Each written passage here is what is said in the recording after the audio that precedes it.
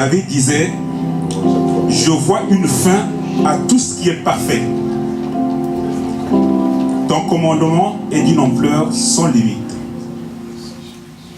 David il dit, il y a une fin à tout ce qui est parfait. Tout ce qui est parfait, il y a une fin. Mais par contre, le commandement de l'Éternel est d'une ampleur sans limite. Et c'est ce commandement qu'on va maintenant écouter. Je vais inviter son serviteur, le pasteur Sorgé, qui va nous parler de la parole de Dieu. Merci.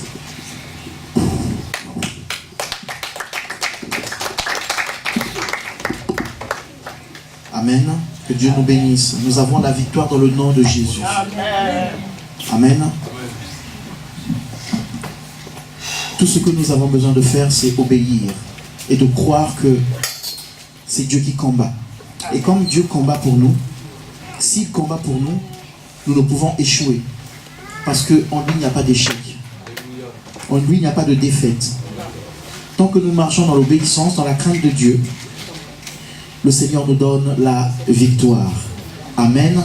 Est-ce que tu crois que tu as la victoire? Est-ce que tu crois que tu es victorieux? Même dans les choses que tu ne vois pas, crois que la victoire a déjà été accomplie à la croix. Déclare, amène à l'existence des choses que tu ne vois pas. Des choses qui n'existent pas, déclare qu'elles existent. Parce que c'est le plan de Dieu pour toi. Amen.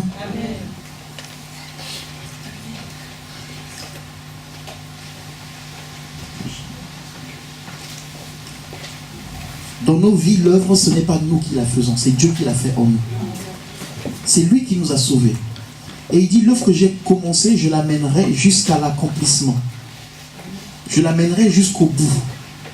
C'est lui qui s'engage de venir dans ta vie, de changer ta vie, de te racheter, de payer un prix pour toi à la croix, de te racheter et de faire de toi ce qu'il veut. De faire de toi quelqu'un d'important à ses yeux. De faire de toi un témoin. Ce n'est pas nous qui l'avons choisi, mais il dit c'est moi qui vous ai choisi. Bien sûr que nous avons fait un choix. Le choix que nous avons fait, c'était de répondre à son appel. Mais c'est parce que lui, il nous avait déjà choisi. Il dit avant que le monde ne fût, je te connaissais et je t'avais choisi. Est-ce que tu existais? Non, tu n'existais pas, mais il t'avait choisi. Amen. Amen. Donc nous bénissons le Seigneur. Nous allons continuer le thème que nous avons commencé. Enfin, que nous avons commencé. On était sur la communion fraternelle. Amen. On était sur la communion fraternelle, excusez-moi. Donc la dernière fois, on a dit... Alors, on prend Actes chapitre 2, donc on revient sur notre texte de base. Actes chapitre 2, rapidement, juste pour relire le verset.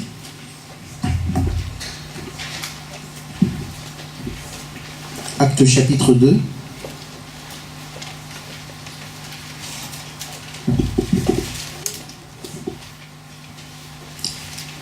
Donc, Actes chapitre 2, c'est le verset...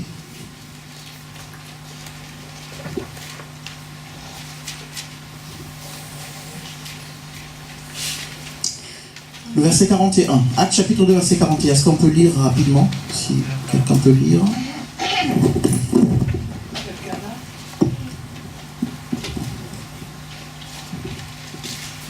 Tu lis la parole du Seigneur. Ceux qui acceptèrent sa parole furent baptisés en ce jour. En ce jour-là, furent ajoutés environ 3000 âmes. Ils persévérèrent dans l'enseignement des apôtres, dans la communion fraternelle, dans la fraction du pain et dans la prière. Ok, donc on était sur la communion fraternelle. Ils persévéraient dans la communion fraternelle. Amen. Donc on avait expliqué ce que c'était persévérer, c'est tenir bon, rester fidèle, être ferme, être courageux. Persévérer, on avait dit c'était être courageux. On avait pris l'exemple d'un homme ou d'une femme qui persévère dans son couple malgré les difficultés, c'est du courage. Amen. Donc persévérer, c'est être courageux. Et donc il est dit, les premiers disciples persévéraient dans la communion fraternelle. Donc quand il y a le mot persévérer, ça veut dire que ce n'était pas facile, c'est ce qu'on avait dit. Amen. Voilà. Persévérer sous-entend aussi que ce n'est pas facile. Mais ils ont persévéré. Alors, on avait dit aussi que pour qu'ils persévèrent ensemble dans la communion fraternelle, donc communion entre frères et sœurs, pour qu'il persévère, il fallait que chacun ait sa communion avec Dieu.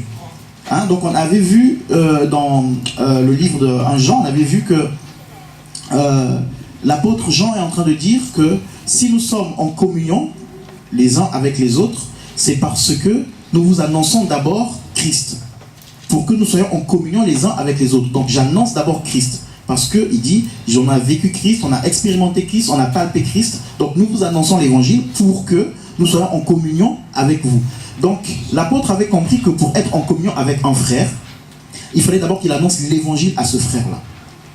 Pour que ce frère-là se connecte à Jésus, comme lui-même Jean est connecté à Jésus, et donc comme les deux sont connectés à Jésus, les deux peuvent être connectés.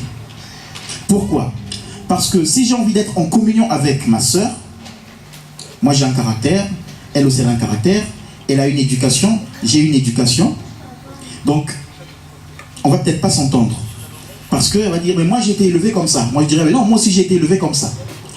Or, si elle va voir le Seigneur, elle se connecte d'abord à Jésus, Jésus va rééduquer. Amen. Donc Jésus va aussi me rééduquer. Donc Jésus va changer ce que j'ai appris.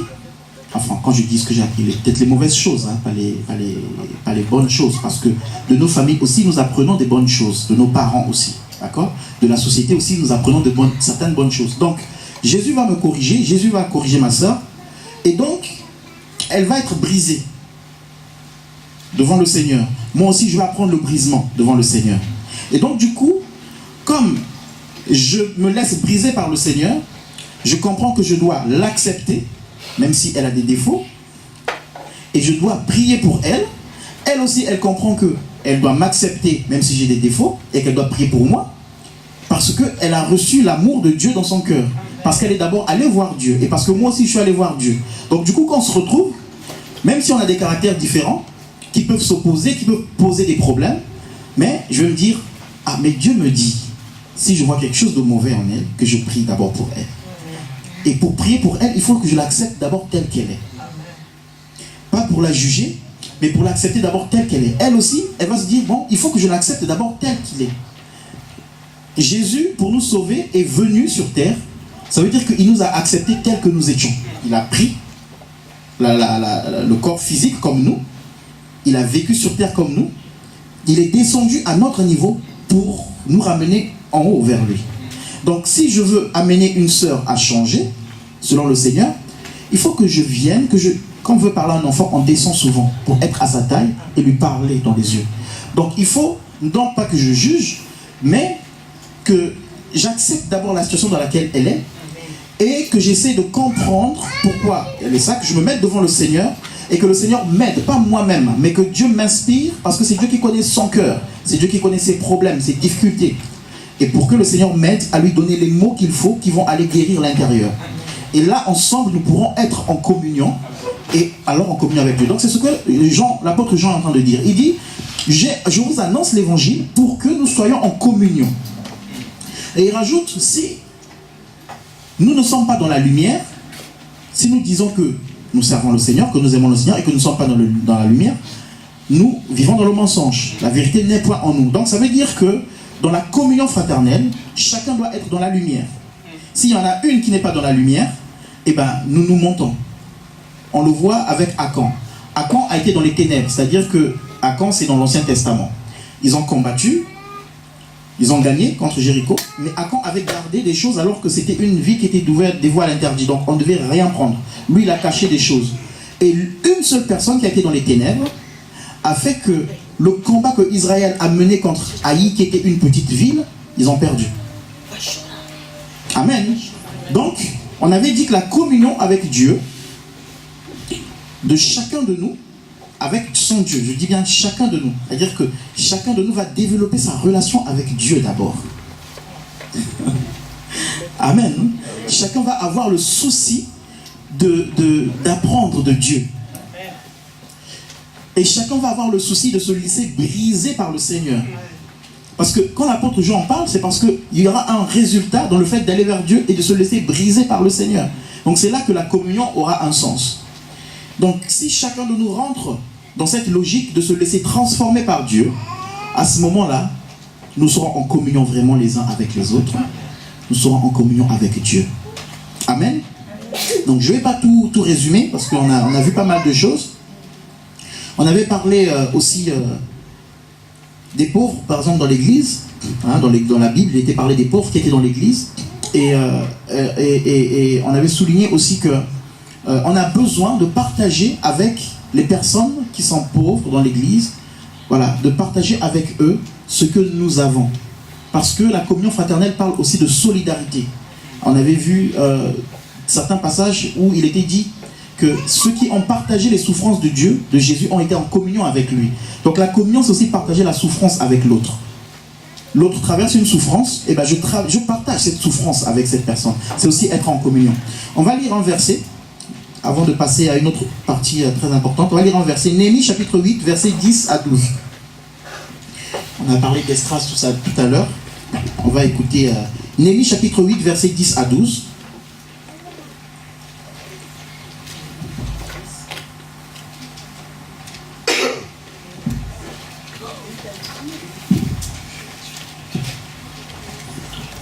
Il leur dit, Amen. allez manger des viandes grasses et allez manger des viandes grasses et buvez des liqueurs douces et envoyez des portions à ceux qui n'ont rien de préparé, car ce jour est consacré à notre Seigneur. Ne vous affligez pas, car la joie de l'Éternel sera votre force. Les Lévites, je continue. Oui. Les Lévites calmaient tout le peuple en disant, taisez-vous, car ce jour est saint, ne vous affligez pas.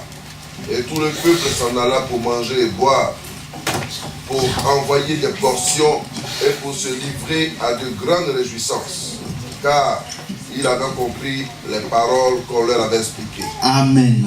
Amen. Donc Néhémie chapitre 8, versets 10 à 12. Néhémie chapitre 8, versets 10 à 12. Je ne vais pas rester longtemps sur ce verset. Donc, il est dit, puis Esdras ajouta, à présent, allez faire un bon repas, buvez d'excellentes boissons et faites porter des portions à ceux qui n'ont rien préparé. Donc, ceux qui n'ont rien préparé, faites des portions pour eux. Parce qu'au milieu de nous, on peut demander à porter au Seigneur, mais il y en a qui n'ont pas, qui n'ont rien à apporter. Et il est dit, apporter pour ceux qui n'ont rien préparé. Et il dit, alors, les Lévites parlèrent de leur côté, les Lévites calmèrent tout le peuple en disant, soyez tranquilles, car ce jour est consacré à Dieu. Ne vous attristez donc pas. Alors, tous allèrent manger et boire, faire porter les parts aux pauvres et organiser de grandes réjouissances. Tous ont fait quoi? Tous allèrent manger et boire, faire porter des parts aux pauvres. Donc ils n'ont pas mis certaines personnes de côté parce qu'ils n'ont pas. Amen. Parce que dans la communion, tout le monde a besoin d'être là. Tout le monde a besoin de profiter de la communion fraternelle. Amen. Donc il dit, faire porter des parts aux pauvres et organiser de grandes réjouissances. Ça veut dire que la capacité que j'ai, ou la capacité que tu as, que l'autre n'a pas, parce qu'il ne s'agit pas seulement ici, quand on parle de pauvre, on peut penser à l'argent, au bien, tout ça. Mais quelqu'un peut aussi être pauvre dans sa façon de faire, dans ses capacités, dans ses qualités. Amen. Des qualités spirituelles, dans ses qualités physiques. Mais si tu as plus, eh bien, apporte à l'autre. Amen. Si tu sais faire plus de choses, eh bien, amène l'autre à s'en sortir par les qualités que tu as. Je prends un exemple simple. Si tu sais faire des CV, aide un frère, une soeur qui ne sait pas faire de CV, qui n'a pas d'ordinateur pour en faire et trouver du travail. Ça aussi, ça fait partie de la communion fraternelle. Ça, c'est la vie pratique de l'amour de Dieu. Amen. Et il est dit, donc, car ils avaient bien compris les paroles qu'on leur avait enseignées. Il est important de comprendre, de saisir ce qu'on enseigne. Et je fais une autre parenthèse.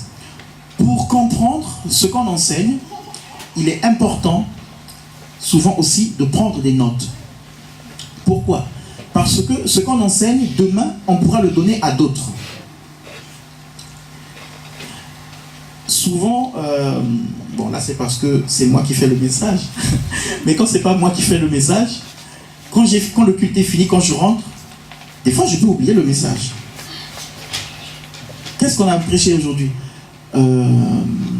Ah oui, c'était ça le thème. Ok, je résume le thème. Mais je suis des fois incapable de donner vraiment tous les détails du thème. Ça tout le monde, je pense, passe par là. Et donc, nous avons besoin de prendre des notes et de relire ce que nous apprenons. Pourquoi? Parce que nous avons besoin de comprendre ce qu'on nous enseigne et nous avons d'appliquer ce qu'on nous enseigne. Au-delà d'écrire, nous avons besoin de comprendre par le Saint-Esprit ce qu'on nous enseigne. Donc, quand je viens au culte, avant de venir, je prie, Seigneur, je veux entendre ta parole.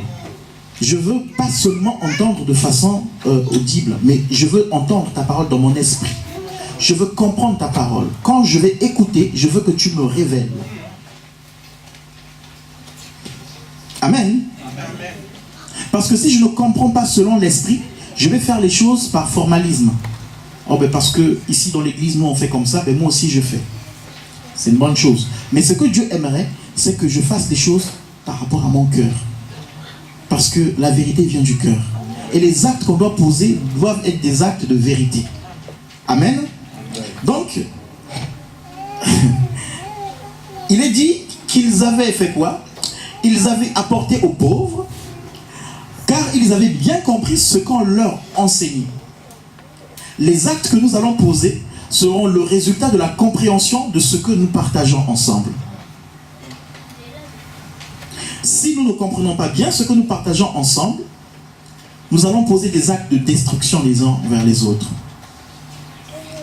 Mais si nous laissons le Saint-Esprit nous expliquer et nous ouvrir notre cœur et nous éclairer sur ce que nous partageons, là,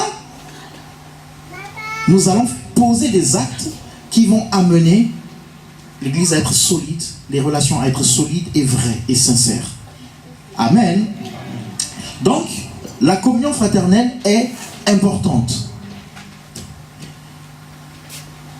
Dans l'église, la communion fraternelle est super. Deux fois on en parle, mais on ne réalise pas la portée de la communion fraternelle. Mais quand on lit dans les actes des apôtres, on voit combien c'est vraiment quelque chose de puissant et de fort qui ramène un réveil dans l'église, qui ramène un réveil dans l'église, dans la ville. La communion fraternelle. Alors, on va voir une histoire. 2 Rois, chapitre 7, versets 3 à 4. Après, on va lire le verset 9 à 11.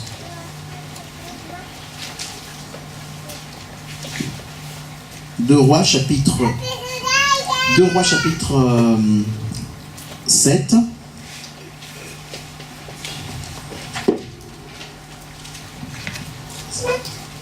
Deux Rois, chapitre 7, versets 3 à 4.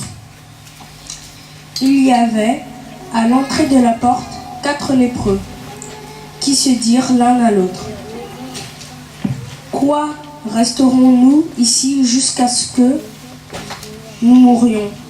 Si nous disons, entrons dans la ville. Comme la famine est dans la ville, nous y mourrons. Et si nous restons ici, nous mourrons également. Maintenant donc, allons nous livrer au camp des Syriens. S'ils nous laissent vivre, nous vivrons. Et s'il nous faut mourir, nous mourrons. Ils se levèrent donc en crépuscule pour se rendre au camp des Syriens. Lorsqu'ils furent arrivés à la limite du camp des Syriens, voici qu'il n'y avait plus personne. Le Seigneur avait fait entendre dans le camp des Syriens un bruit de chars et un bruit de chevaux, le bruit d'une grande armée. Ils s'étaient dit l'un à l'autre: Voici que le roi d'Israël a pris à ses soldats contre nous. Le roi des des Hittites et le roi des Égyptes pour venir contre nous. Ils se levèrent et s'enfuirent au crépuscule. Abandonnant leurs tentes, leurs chevaux et leurs ânes, le camp tel qu'il était, ils s'enfuirent pour sauver leur vie. Les lépreux arrivèrent à la limite du camp, pénétrèrent dans une tente, mangèrent et burent. Ils emportèrent de l'argent, de l'or, des vêtements qu'ils allèrent cacher. On continue. Le verset, alors on va dire le verset, on va sauter, on va dire le verset 9 à 11. Puis ils se dirent l'un à l'autre. Nous n'agissons pas bien. Cette journée est une journée de bonnes nouvelles. Si nous gardons le silence et si nous attendons jusqu'à la lumière du matin, le châtiment nous attendra. Venez maintenant, allons faire du rapport à la maison du roi. Ils allèrent appeler un garde de la porte de la ville, auquel ils firent ce rapport. Nous sommes entrés dans le camp des Syriens, et voici qu'il n'y a plus personne. On n'y entend aucune voix d'homme. Il n'y a que des chevaux attachés, des ânes attachés, et les tentes telles quelles. On appela les gardes de la porte qui firent ce rapport à l'intérieur de la maison du roi. Le roi se leva de nuit. On peut s'arrêter là. Amen. Amen. Voilà, donc c'est l'histoire de Israël qui est assiégé en Samarie. Je vais résumer rapidement. Israël est assiégé en Samarie. Donc ils sont entourés des Syriens. Ils ne peuvent plus sortir de leur ville. Amen. Donc du coup, il y a de la famine. Il y a de la famine, on ne peut pas travailler, on ne peut pas sortir pour faire les champs, on peut rien faire. Et il y avait 4 lépreux qui étaient mis dehors. Ces lépreux-là, c'est normal, dans la loi, il était dit, les lépreux, il fallait qu'ils soient mis hors du camp. D'accord? Donc je donnerai des passages tout à l'heure, comme ça vous irez regarder, mais on ne va pas tout lire. Donc normal, il y avait des lépreux qui étaient en dehors du camp, parce que quand on avait la lèpre, il fallait qu'on soit mis en dehors du camp. Et cette histoire raconte que ces lépreux-là, déjà dans la ville, il y avait vraiment la famine. Alors, pour bien expliquer, si vous lisez le chapitre qui précède, il y a une femme qui se plaint chez le roi. Elle dit au roi, on a tellement faim qu'avec ma voisine, nous avons décidé de manger nos enfants. Donc, on a commencé par manger mon enfant. Maintenant, quand j'ai demandé à ce qu'on mange son enfant à elle, elle ne veut pas. Donc si vous lisez le chapitre qui précède, donc ça veut dire qu'il y avait tellement la famine que les choses coûtaient cher, même la tête d'un âne. Alors l'âne, pourquoi cet exemple a été pris? Parce que l'âne avait une connotation impure, d'impureté. Donc une tête d'âne coûtait super cher. Donc imaginez la famine qu'il y avait dans cette ville-là. Et ils ne pouvaient pas sortir parce qu'au dehors, il y avait les Syriens. Mais au dehors, il y avait aussi 4 lépreux. Donc ces lépreux-là, normal, ont été mis dehors. Ils se sont dit, si nous restons là, nous allons mourir. Si nous rentrons, nous allons mourir. Parce que de toute façon, à l'intérieur de la ville, il y a de la famine. Donc, ça sous-entend qu'ils pouvaient rentrer aussi. Si nous allons de l'autre côté, chez les Syriens qui nous entourent, nous allons aussi mourir. Mais autant mieux aller là-bas, mourir aux mains de l'ennemi. Vous voyez des fois comment, ça m'a beaucoup touché parce que des fois, comment nous mettons de côté nos frères et sœurs chrétiens d'une même nation, je vais dire ça comme ça, et ils sont obligés des fois d'aller se livrer aux païens. Amen. Parce qu'ils sont mis de côté. Parce qu'on les considère pas. Et après, on est encore les premiers à les juger. Pourquoi ils sont partis chez les païens? C'est vraiment juste une parenthèse. Alors, pendant qu'ils y allaient, qu'est-ce qui s'est passé? Les Syriens ont entendu comme des chars qui arrivaient, comme l'ennemi, comme Israël, enfin, ils ont eu peur. Ils se sont dit, waouh, l'ennemi nous attaque. Donc ils se sont tous sauvés. Ces 4 lépreux arrivent, qu'est-ce qu'ils font? Ils voient que le camp est vide, Ils prennent des biens, ils mangent, ils s'en vont. Ils reprennent encore. Et après, qu'est-ce qu'ils font? Ils vont annoncer au roi. Ils disent, ce qu'on fait n'est pas bien, il faut qu'on annonce quand même au roi. Donc, ils vont annoncer à leurs frères qui sont en ville, qui étaient enfermés dans la ville, que voilà, les Syriens sont partis, il y a à manger, il y a de l'abondance, venez vous réjouir. Amen.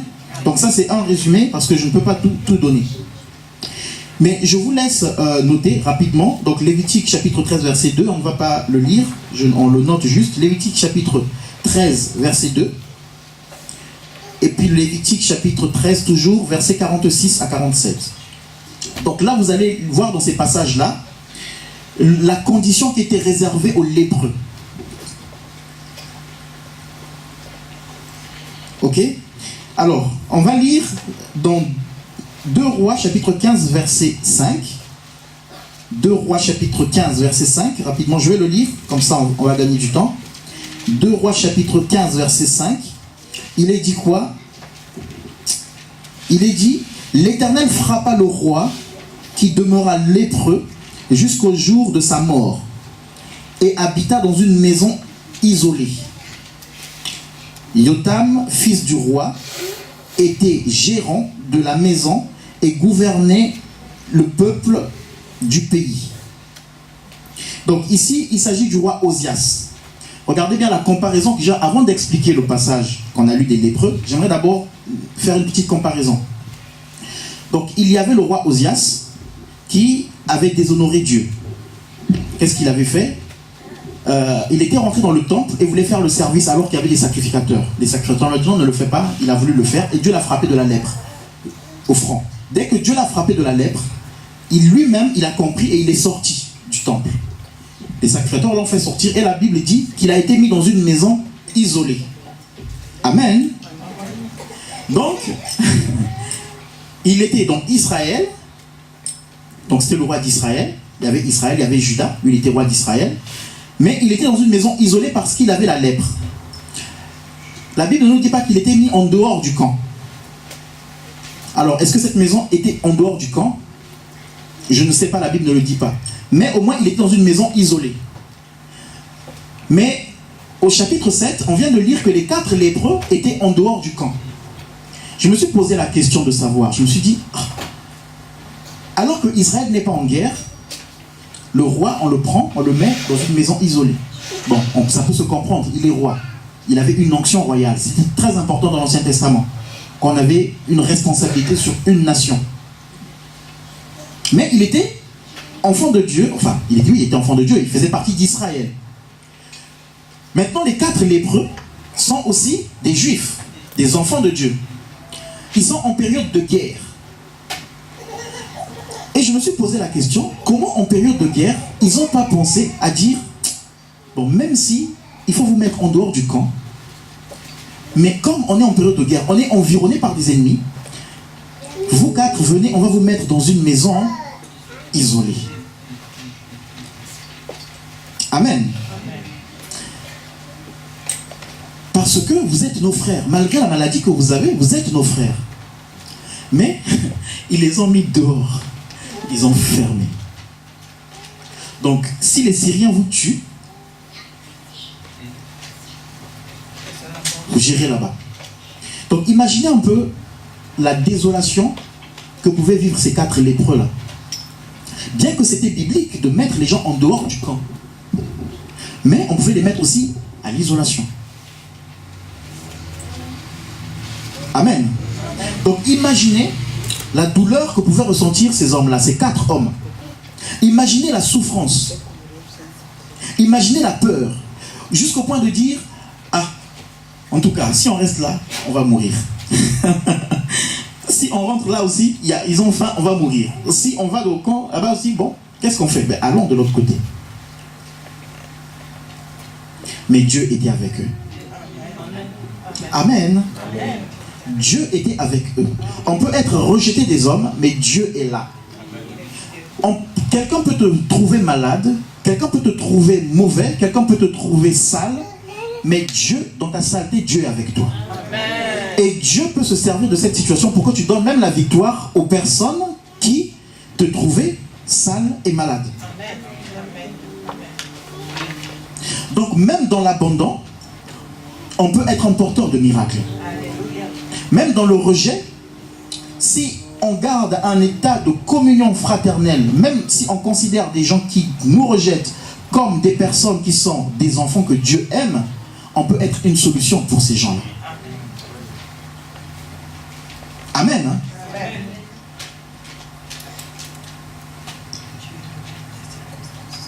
Alors, qu'est-ce qu'ils ont fait?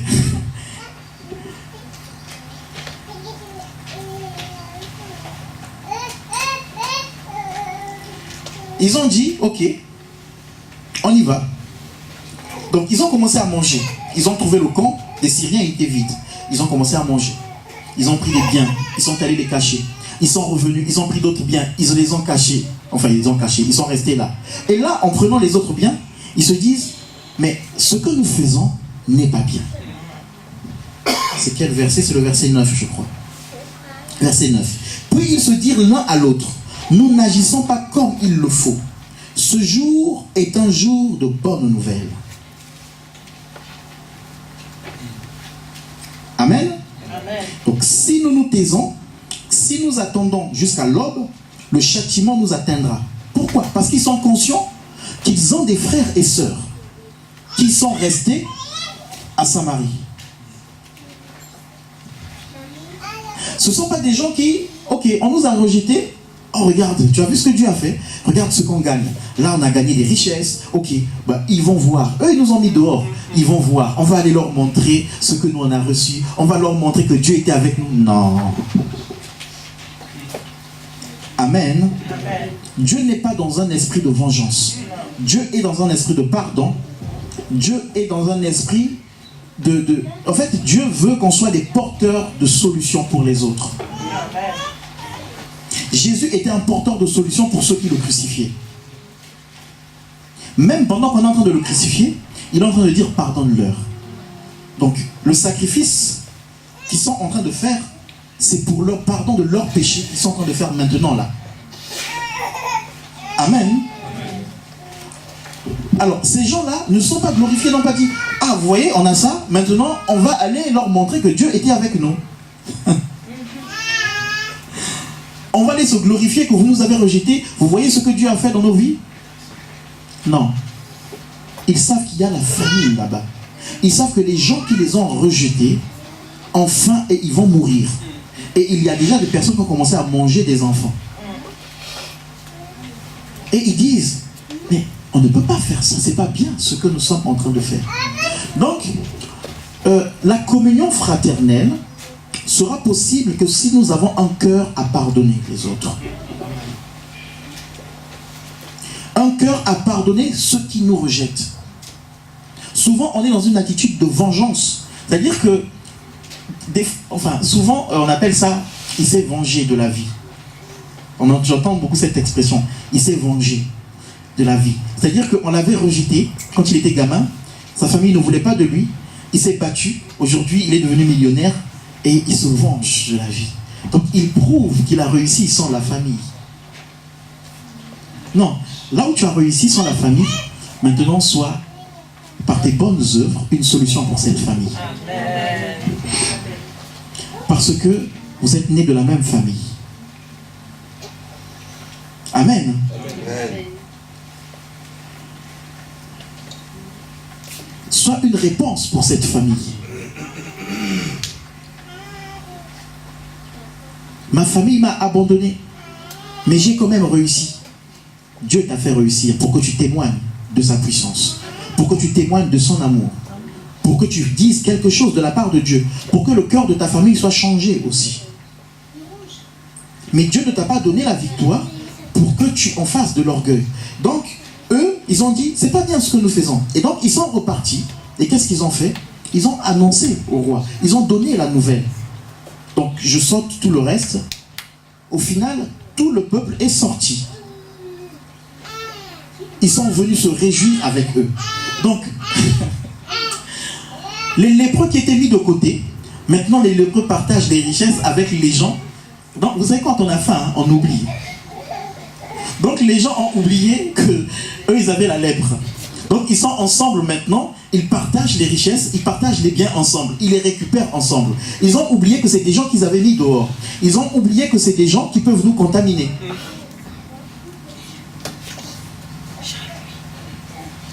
C'est ça la communion fraternelle. La communion fraternelle, c'est se dire, ce frère-là m'a fait du mal, mais Dieu me demande de prier pour lui. Et dans le mal que ce frère-là m'a fait, j'ai vu la gloire de Dieu. Donc heureusement qu'ils avaient été mis dehors. Sinon, ils n'auraient pas vu la gloire de Dieu. Heureusement qu'ils ont eu faim. Amen. Donc, le rejet, l'abandon, la séparation, Dieu en fait une solution pour Israël. Les problèmes qui peuvent surgir, sache que dans ces problèmes-là, Dieu peut susciter une solution, une bénédiction, une richesse. Donc le problème, il ne faut pas juste le voir quand il arrive comme ça, tu vois, il y a un problème. Non. Dis-toi que dans le problème, si j'écoute Dieu, si j'écoute mon cœur, il peut y avoir une solution énorme. Quand Jésus était en train d'être crucifié, pour les chrétiens, c'était un problème, ils ne comprenaient pas. Jésus est en train de mourir. L'ennemi croyait gagner, mais dans ce problème, il y avait une victoire pour toi et moi. Une victoire pour l'humanité. Donc, Dieu, même les problèmes, les difficultés qu'on traverse, Dieu se saisit de ces problèmes-là. Et entre guillemets, j'utilise le mot, il profite de ce problème-là pour susciter une solution, pour susciter un miracle. Donc, quand tu es dans un problème, quand nous sommes dans un problème, croyons que dans ce même problème, le miracle sortira de là. Amen.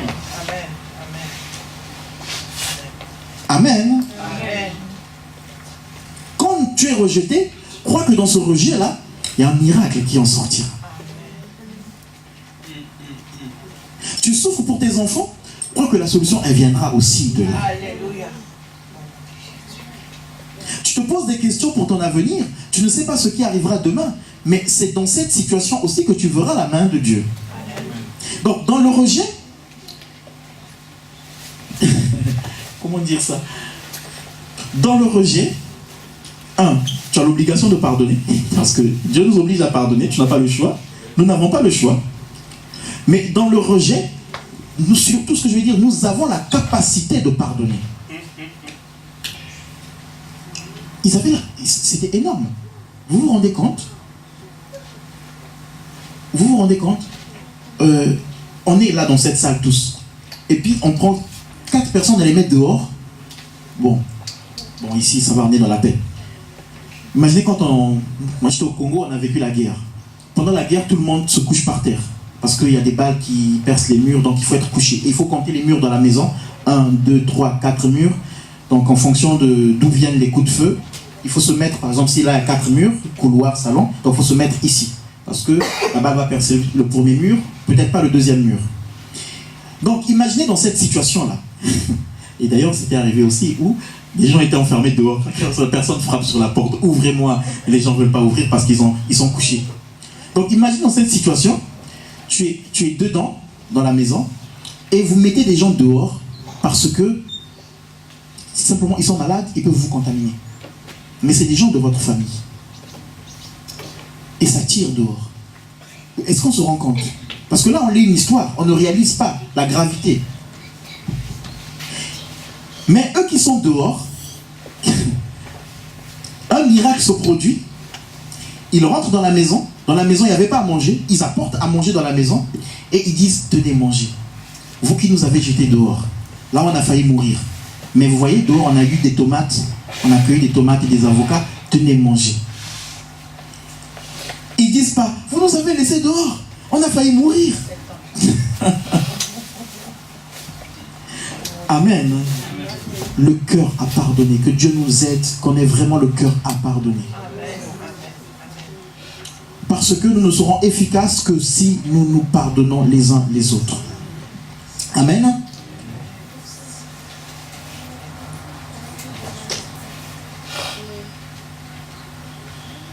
On va lire dans Actes chapitre 4, verset 32.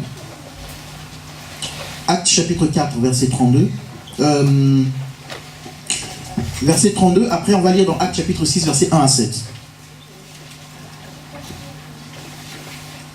Actes chapitre 4, verset 32.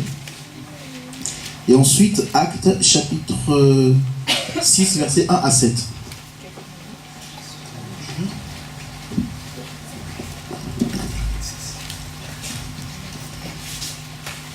La foule de ceux qui avaient cru n'était qu'un cœur et qu'une âme.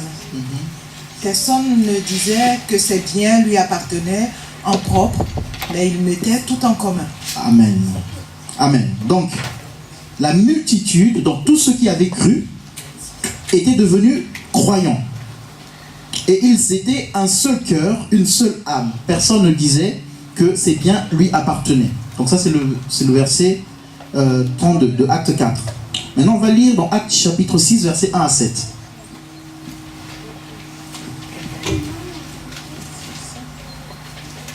En ce temps-là, le nombre des disciples augmentait. Les Hellénites murmuraient contre les Hébreux parce que leurs veuves étaient négligées dans la distribution qui se faisait chaque jour. Les 12 convoquèrent la multitude des disciples et dirent: il n'est pas convenable que nous laissions la parole de Dieu pour servir aux tables. C'est pourquoi, frères, choisissez parmi vous 7 hommes de qui l'on rende un bon témoignage, qui soit plein d'Esprit Saint et de sagesse, et que nous chargerons de cet emploi. Verset 4. Et nous continuerons à nous appliquer à la prière et au ministère de la parole. Cette proposition plut à toute l'assemblée. Ils élurent Étienne, homme plein de foi et d'Esprit Saint, Philippe, Procor, Nicanor, Timon, Parménas et Nicolas, prosélytes d'Antioche. Verset 6. Ils les présentèrent aux apôtres qui, après avoir prié, leur imposaient les mains. La parole de Dieu se répandait de plus en plus. Le nombre des disciples augmentait beaucoup à Jérusalem. Et une grande foule de sacrificateurs obéissait à la foi à Dieu. Amen. Amen. Amen. Donc, on a lu tout à l'heure qu'ils étaient un seul cœur, une seule âme, ils avançaient ensemble, ils partageaient tout ça. Mais dans Acte 6, on voit que, donc il y avait les hellénistes, en fait c'est des juifs qui parlaient grec. Donc comme par exemple mes enfants, c'est des Congolaises, d'accord, mais elles parlent français, elles ne connaissent pas le congolais. Voilà. Donc, il y avait de la distribution de nourriture et de nourriture. On pense à manger, il est midi.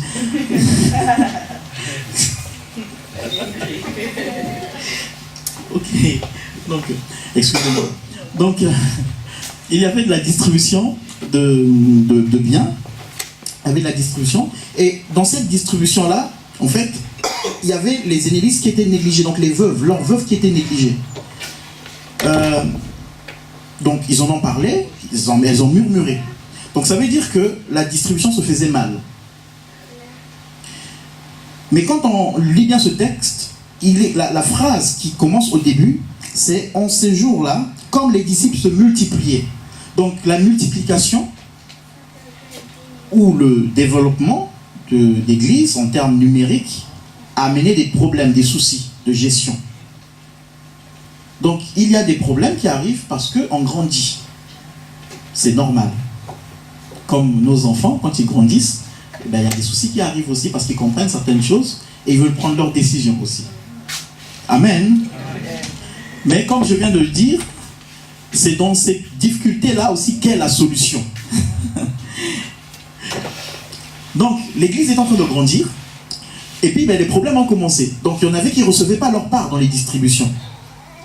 Et qu'est-ce qui s'est passé? La Bible dit que, alors, donc il y en a qui ont murmuré, qui ont dit mais nous, nos veuves ne reçoivent pas.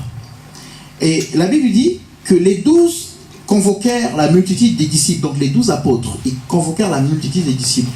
Ça m'a touché parce que ils ne se sont pas dédouanés.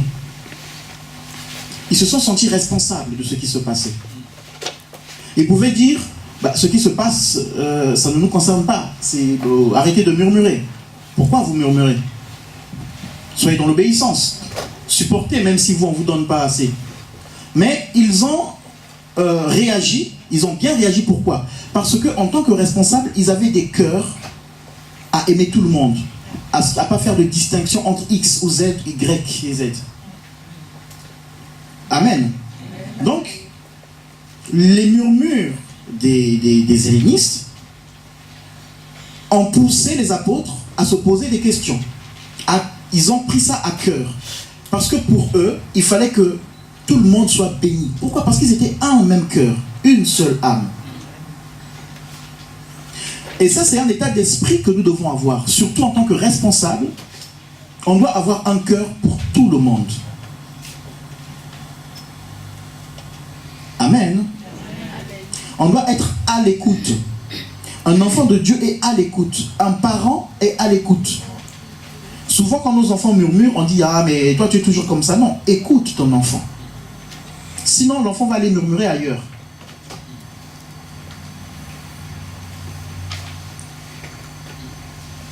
Ne pas montrer une différence dans l'amour entre les enfants. Jacob l'a fait, il en a pleuré. Isaac et Rebecca l'ont fait, ils en ont pleuré. Amen. J'ai pas envie de pleurer, moi, pour ça. Donc, les apôtres, ici, considèrent tout le monde. Ils considèrent que tous, c'est des enfants de Dieu. Tous ont des besoins. Et donc, ils prennent cette situation à cœur. Ils convoquent, donc, la multitude des chrétiens qui étaient là. Ils les convoquent et ils disent quelque chose qui est très important. Ils disent, donc, on va le lire. Ils disent, il ne convient pas que nous délaissions la parole pour servir aux tables. Donc, ça sous-entend que eux, ils étaient aussi dans la distribution et en même temps qu'ils faisaient la parole de Dieu. Effectivement, comme le nombre grandit, parce que si vous lisez dans Acte 4, vous allez voir que les apôtres en venaient, on déposait tout aux pieds des apôtres. C'est ce que la Bible dit. D'accord? Et les apôtres distribuaient. Mais comme l'église grandit, comme il y a du monde, eh ben, il dit quoi? Il dit, on ne peut pas continuer à faire la distribution et en même temps s'occuper de la parole. Parce qu'on ne sera pas efficace à 100%. Il y a des choses que nous avons besoin de faire dans l'église. Il y a des choses que les autres doivent faire. On ne peut pas être à 100% dans tout. C'est pour cela que Dieu donne des dons à chacun. Parce que chacun doit travailler et chacun a reçu quelque chose pour être une pierre à l'édifice. Amen. On ne peut pas tout faire. Les apôtres ont essayé de faire juste deux choses. Enseigner, donc préparer la parole, et continuer les distributions. Mais le nombre avait grandi. Et donc, il y a eu des erreurs. Ils se sont trompés. Et ça a provoqué des murmures. Ça sous-entend aussi que préparer la parole de Dieu prend du temps. Ça veut dire que ces hommes-là devaient donner plus de temps, donner de leur personne pour préparer la parole de Dieu et nourrir les gens. Amen.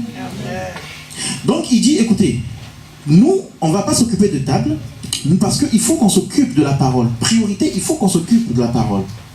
Donc, il dit quoi? Il dit, c'est pourquoi, frères, choisissez parmi vous 7 hommes de qui l'on rende un bon témoignage. Première chose, 7 hommes de qui on rende un bon témoignage. Première chose. Deuxième chose, remplis de l'esprit et de sagesse. Et nous les chargerons de cet emploi.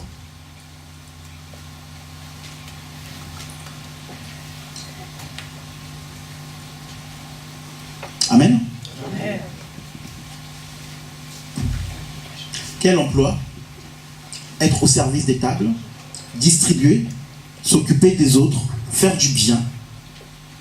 Mais cet homme qui a un bon témoignage, cet homme rempli d'esprit, et cet homme qui a de la sagesse. Donc vous voyez que même, juste par exemple, faire s'occuper de la table parce qu'on doit manger, tout ça, ou s'occuper de la distribution, par exemple, parce que dans l'église, il en avait dit la dernière fois, on est obligé d'avoir, d'être même plus que la Croix-Rouge. Ça c'est l'œuvre de l'église. Dans l'église, on doit, on est amené à faire de la distribution de nourriture, de vêtements, à soutenir. Mais les personnes qui doivent le faire doivent être remplies d'esprit, doivent avoir un bon témoignage et doivent être sages. Un bon témoignage. Des fois, moi, je suis surpris de voir que même dans une église, par exemple, on est assis, c'est-à-dire c'est une église assise, bien, bien posée, qui fonctionne bien. Pas dans toutes, heureusement, merci Seigneur. Des fois, on laisse des gens qui font le ménage, mais des gens qui n'en sont même pas baptisés, qui n'ont même pas accepté le Seigneur. Mais comme ils viennent à l'église, tous les dimanches, ils viennent à l'église à toutes les réunions, et ben, c'est eux qui s'occupent de venir faire le ménage. Or, le ménage dans une église peut avoir aussi une connotation spirituelle. Nettoyer l'église. Amen. Parce que quand on vient, l'église reçoit tout le monde. S'il y a un sorcier dans l'église, il ne faut pas avoir peur. Parce qu'il vient chercher la grâce de Dieu. C'est lui, quand il arrive, il rencontre le Seigneur. Mais nous, on ne peut pas dire, on tremble parce qu'il y a un sorcier.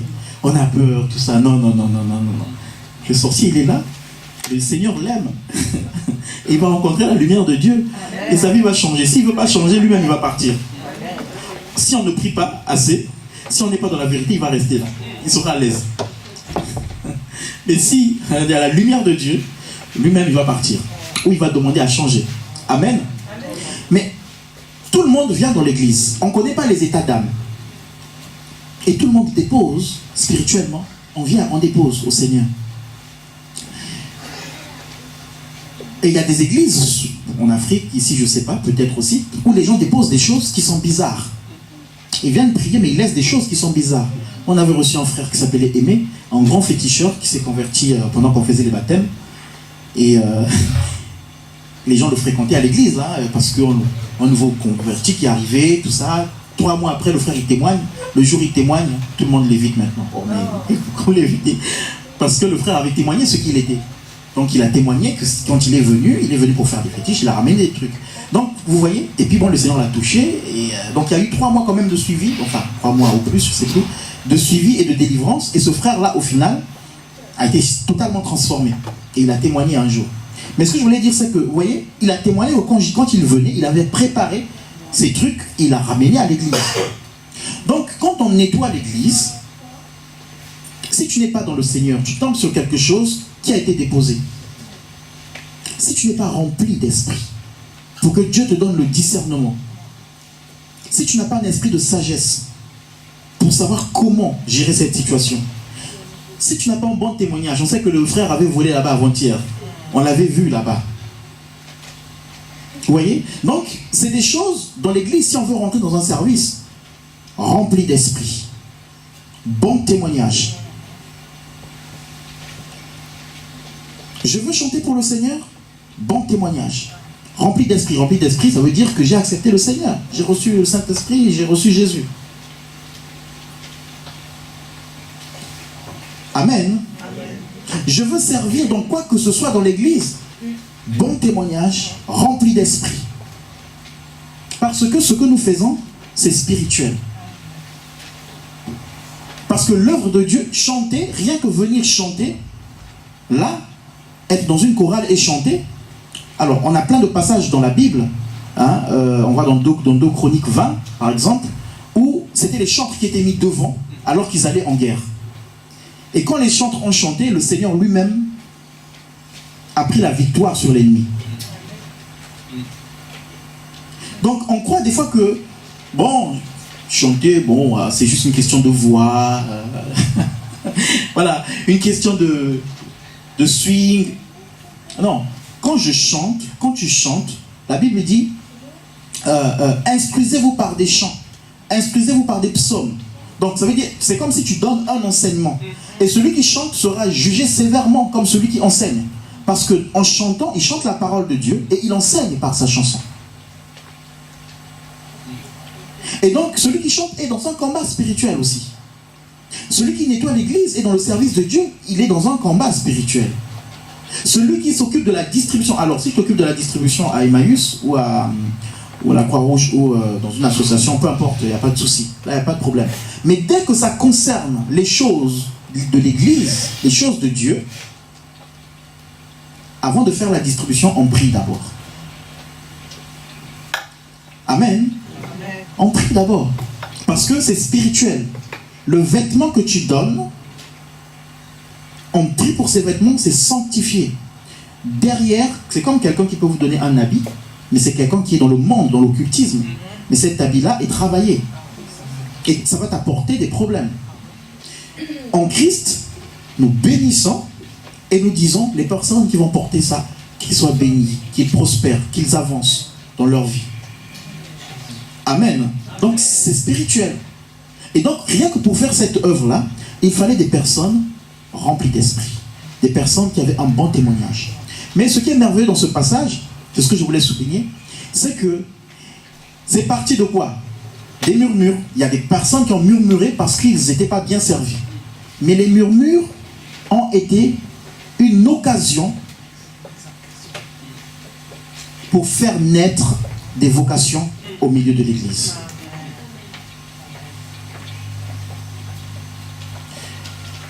C'est ça. Pourquoi? Parce qu'ils étaient un même cœur. Si on est un même cœur, les problèmes vont susciter des vocations. Amen. Les difficultés, si on est un même cœur, ne vont pas nous faire pleurer ou nous faire peur ou tout ça. Mais les difficultés vont susciter des dons et des talents. Vont mettre des personnes devant, vont faire entrer des personnes dans des services. Parce qu'il y aura un besoin. Mais le tout, c'est ils étaient un même cœur. Ils étaient une même âme. Comment être un même cœur et une âme si ce n'est pas chacun qui met son cœur dans le cœur de Dieu et que tous on aille se retrouver dans le cœur de Dieu? Amen. Amen. C'est là que la communion fraternelle a un sens. Et Dieu veut nous utiliser dans la communion fraternelle. Dieu veut susciter des dons et des talents. Dieu veut nous utiliser, mais d'abord, bon témoignage, accepter le Seigneur, bon témoignage, rempli de l'esprit. Rempli de l'esprit, ça veut dire quoi alors? Est-ce qu'on voit quelqu'un qui est rempli de l'esprit? Non, on ne voit pas quelqu'un qui, le Saint-Esprit est maintenant ici, après il est là, paf, il est rempli. On ne voit pas. Par contre, on voit les fruits de l'esprit. Amen. On voit les fruits de l'esprit. L'amour, la paix, la bénignité, la patience, la tempérance. Donc on voit les fruits de l'esprit. Et les personnes qui doivent être dans un service doivent avoir des fruits de l'esprit, doivent avoir un esprit de sagesse. Pourquoi l'esprit de sagesse? Parce que tu seras appelé à donner une réponse à quelqu'un, mais une réponse sage.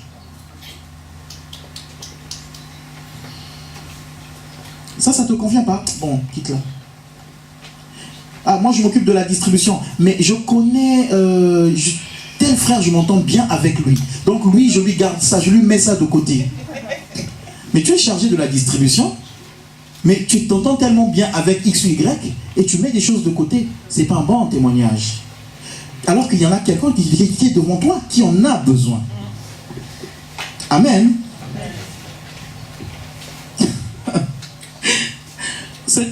Ce panier-là, c'est pour X. Le panier, mais il y a quelqu'un qui est là qui en veut. Amen. Donc, ce que Dieu veut, c'est que on soit tous plonger notre esprit, notre cœur, notre âme, plonger dans son cœur, dans son âme. Et là, le Seigneur fera au milieu de nous. Amen. Amen. Mais Dieu veut nous utiliser. Et je vais nous inviter à nous lever, à prier. Nous allons prier pour ensemble. Nous allons prier les uns pour les autres. Mais avant de prier les uns pour les autres, nous allons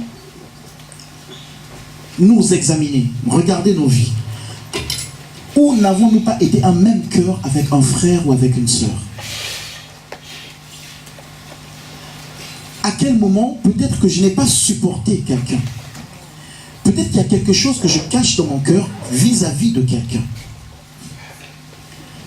Parce que si je ne règle pas ça, je ne peux pas être un même cœur avec quelqu'un et je ne peux pas vivre la communion fraternelle.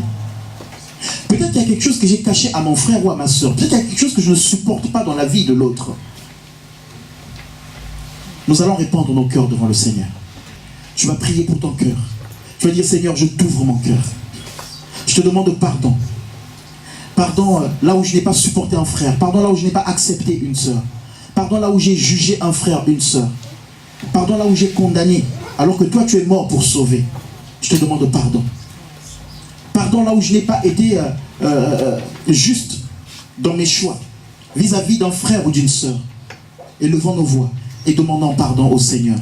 Et si tu as quelque chose à régler avec un frère, une sœur, tu peux aller le voir et tu peux en parler avec lui, parce que c'est aussi ça la communion fraternelle. Prions ensemble et levons nos voix. Oui Seigneur, nous voulons vivre ta vie éternelle. Nous voulons vraiment vivre la communion fraternelle. Nous voulons vivre la vie de l'église primitive. Nous voulons vivre avec des cœurs ouverts. Nous voulons vivre avec des cœurs vrais, des cœurs sincères. Alors je te prie Seigneur de me pardonner chaque fois que j'ai jugé, Seigneur. Chaque fois que j'ai condamné, Seigneur. Chaque fois que j'ai apporté un regard qui ne te glorifie pas. Chaque fois que j'ai méprisé, Seigneur, un frère ou une sœur. Chaque fois que j'ai jugé une situation éternelle, sans connaître le fond éternel, mon Dieu, je te prie de me pardonner, Seigneur. Chaque fois que j'ai pas été dans l'amour, là où je n'ai pas pardonné un frère, là où je n'ai pas pardonné une sœur, Seigneur, je te prie de me pardonner. Parce que tu nous donnes la capacité de pardonner, Seigneur. Tu nous donnes la force, le pouvoir de pardonner. Oh Seigneur, je te prie de me pardonner, Seigneur. Pardonne mon frère, pardonne ma sœur. Nous avons besoin de vivre ta vie, ta sincérité, ton amour, dans le nom de Jésus. Nous te supplions, Seigneur. Merci de pardonner ton peuple. Merci de pardonner tes enfants. Merci de sanctifier, Seigneur. Dans le nom de Jésus, nous te supplions, Seigneur.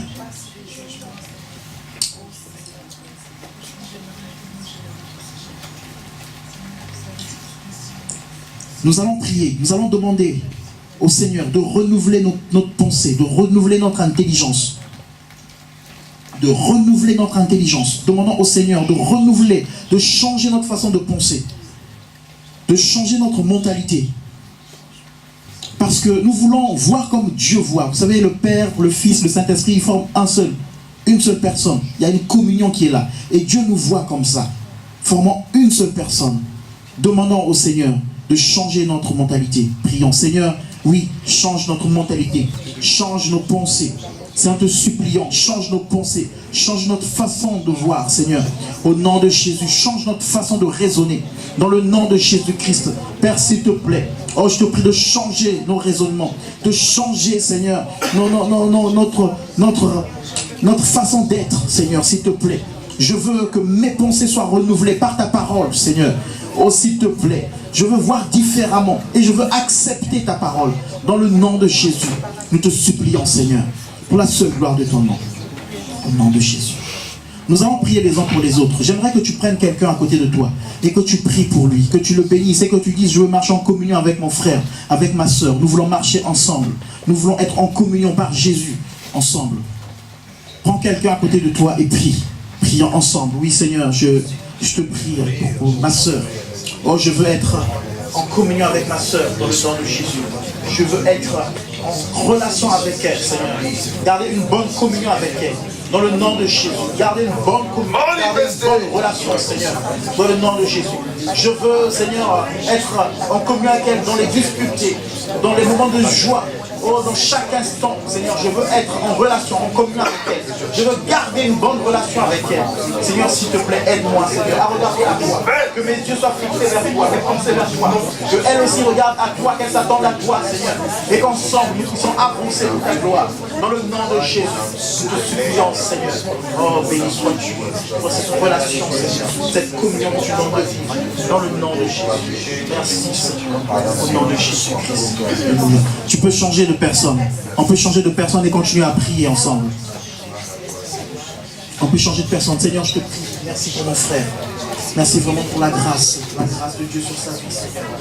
Merci pour la manifestation de ton esprit dans sa vie, Seigneur. Je prie vraiment afin que tu nous donnes de bâtir une relation solide avec toi, Seigneur. Une communion solide, une communion forte avec toi, Seigneur. Une relation personnelle avec toi, afin que nous puissions être en communion ensemble. Que je bâtisse une communion solide, que je le vois comme toi tu le vois, Seigneur. Oh Père, s'il te plaît, dans le nom de Jésus-Christ. Car aide-nous à nous supporter, aide-nous à nous accepter, aide-nous, Seigneur, à nous voir dans la gloire dans laquelle toi tu nous vois. Dans le nom de Jésus, qu'il n'y ait aucun jugement, Seigneur, mais que la puissance de Dieu nous rende, Seigneur, comme toi tu veux, pour la gloire de ton nom. Oh Seigneur, nous te supplions, dans le nom de Jésus. Si vous pouvez changer encore de personne, dans le nom de Jésus, vous priez pour votre frère, priez pour votre soeur, vous bénir ensemble, dans le nom de Jésus-Christ. Merci Seigneur. De Jésus. Oh Seigneur, merci. Merci pour ton service. La grâce, Seigneur, de donner au Père, nous prions, aide-nous, merci de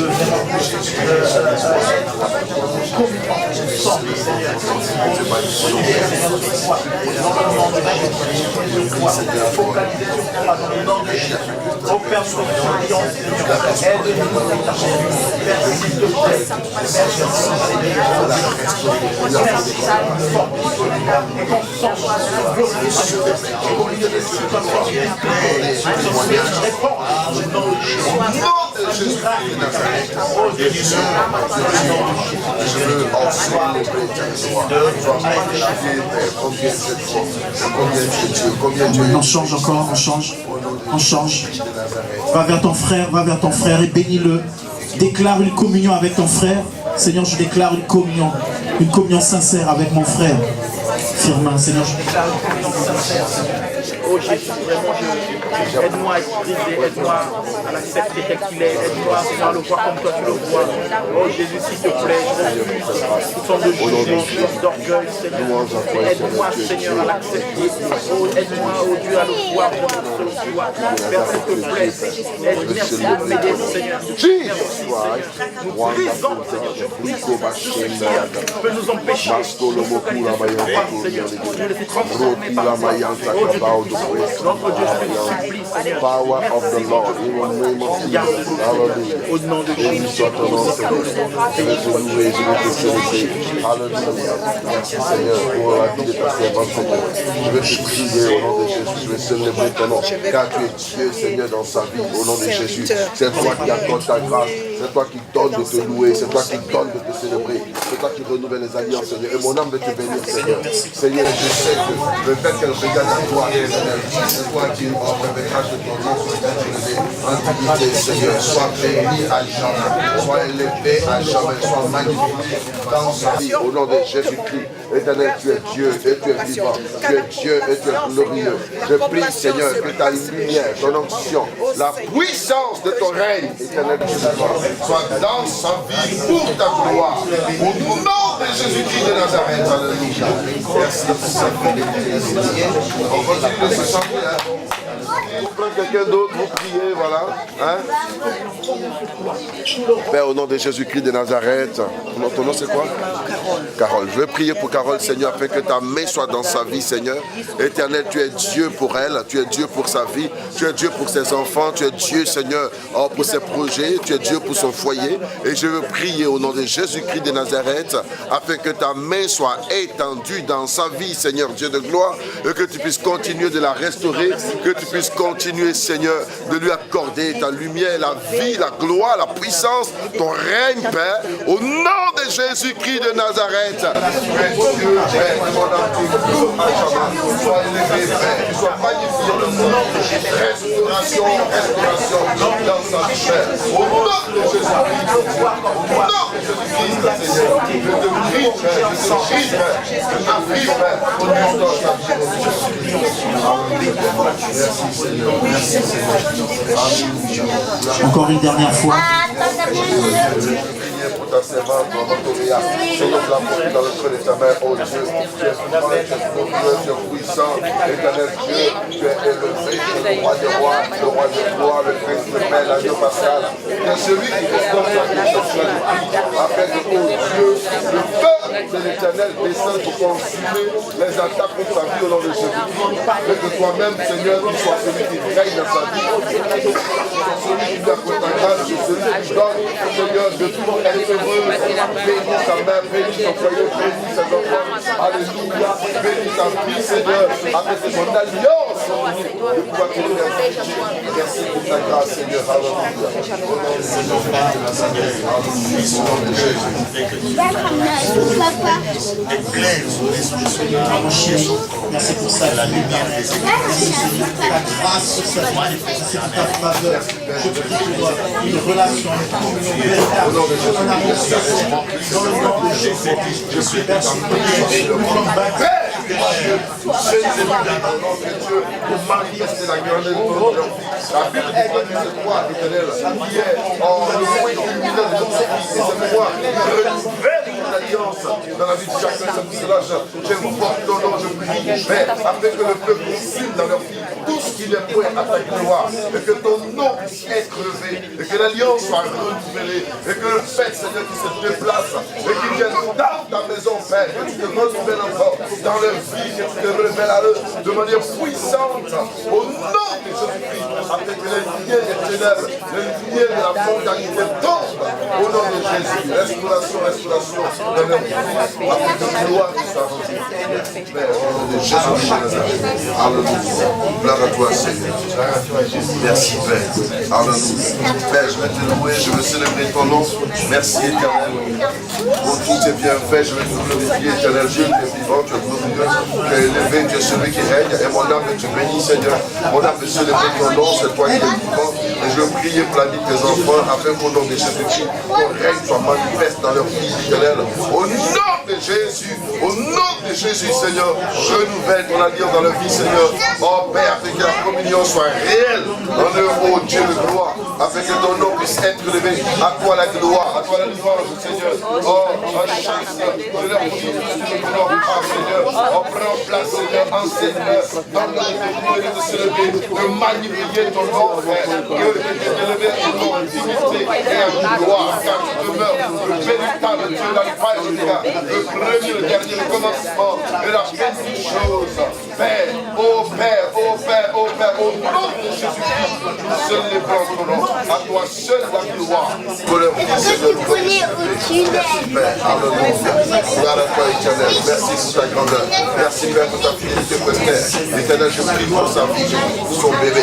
Je prie après qu'éternel, tu es toi qui es vivant, toi qui renouvelles ton alliance dans la vie de tes enfants. Je prie Seigneur que tu sois avec elle. Je prie que tu lui accordes ta restauration. Je prie que tu lui accordes Seigneur en ta grâce et nom de Jésus-Christ. Car chacun de nous, oh Dieu, apprend à expérimenter la puissance de ton nom, la puissance de ton règne, la puissance de ta fidélité, la puissance de ta présence. C'est pour cela, inonde sa vie, Seigneur, afin qu'elle submerge dans la présence de ton nom. Au nom de Jésus-Christ, sois élevé parce que Père, tu es avec elle. Alléluia. Merci, Seigneur. Merci, Yahweh. Alléluia. Au nom de Jésus-Christ, béni soit ton nom. Merci pour ta grâce, au nom de Jésus. Je prie, Seigneur, pour les merci de Père, ton nom soit élevé dans leurs eaux. Oh Dieu, tu es vivant. Oh Dieu, tu es glorieux. Oh Dieu, tu es élevé, Seigneur.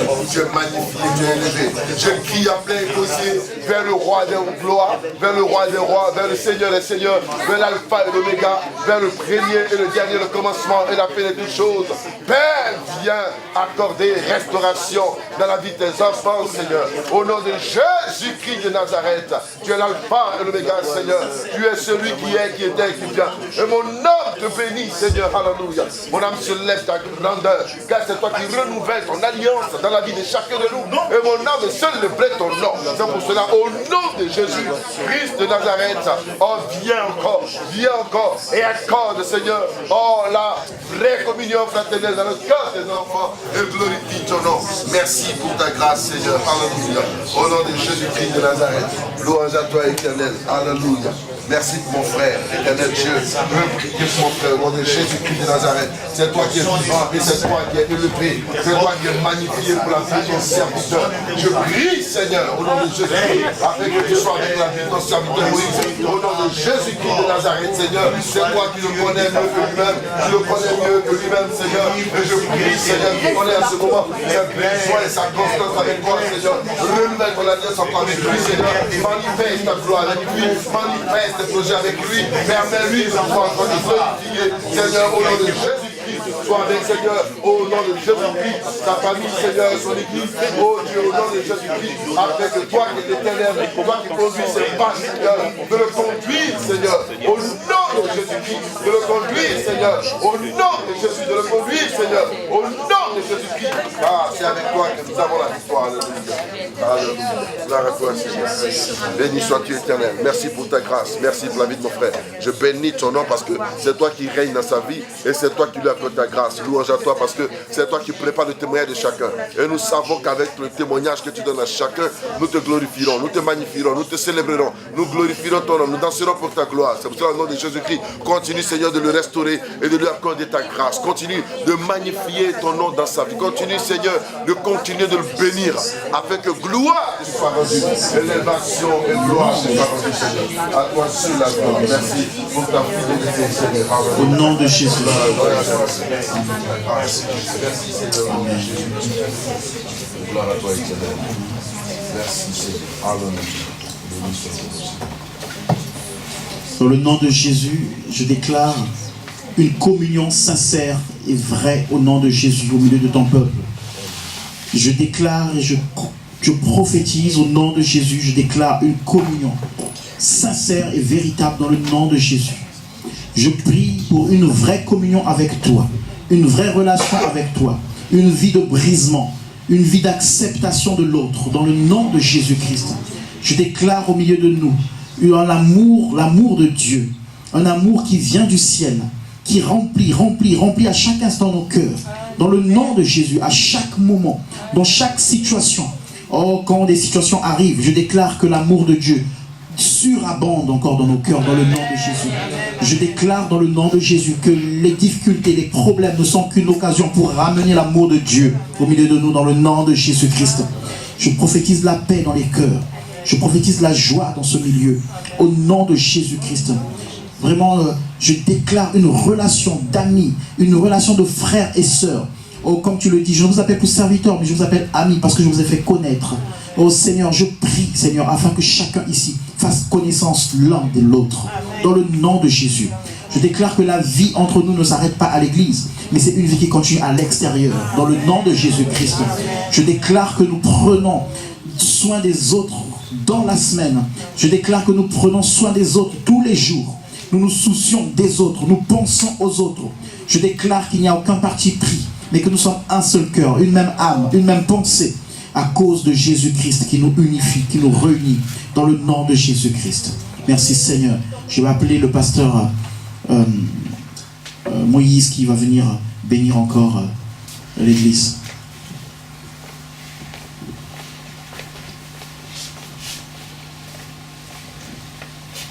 J'aimerais à ce que nous puissions nous mettre debout et nous allons ouvrir nos deux mains. Nous sommes concentrés, nous fermons nos yeux. Éternel, Dieu Tout-Puissant, Éternel, le Créateur des cieux et de la terre.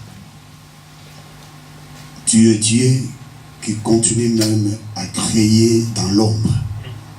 Tu appelles à l'existence les choses comme si elles existaient. C'est pourquoi je crois que tu vas accomplir le besoin de tout et de chacun de nous ici.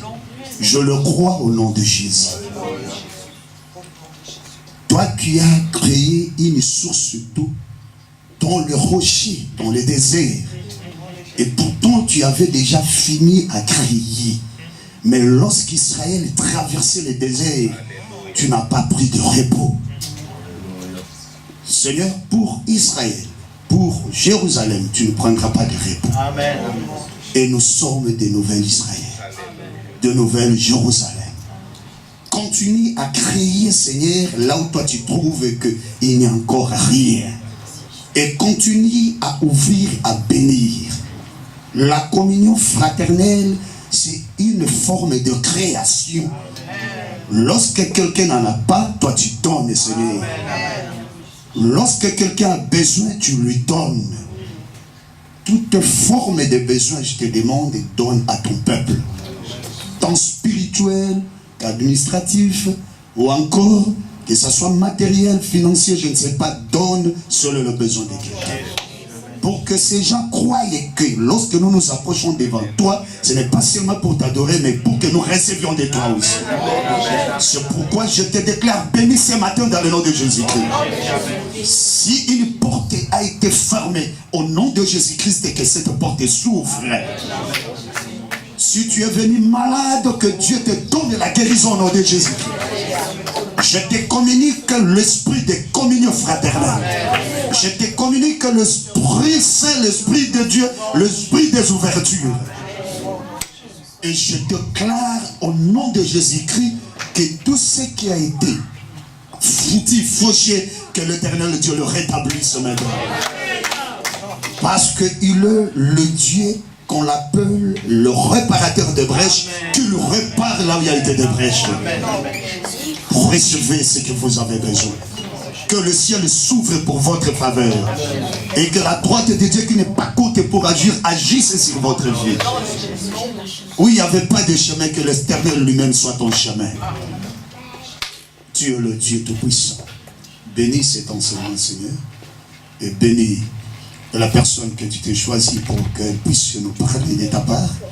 Et bénis toute l'Église au nom de Jésus-Christ. Nous pouvons dire 3 fois Amen. Comment? Amen. Amen. Amen. Amen. Acclamez le Seigneur. Amen. On peut s'asseoir. Soyez bénis. Donnez un sens à la communion fraternelle.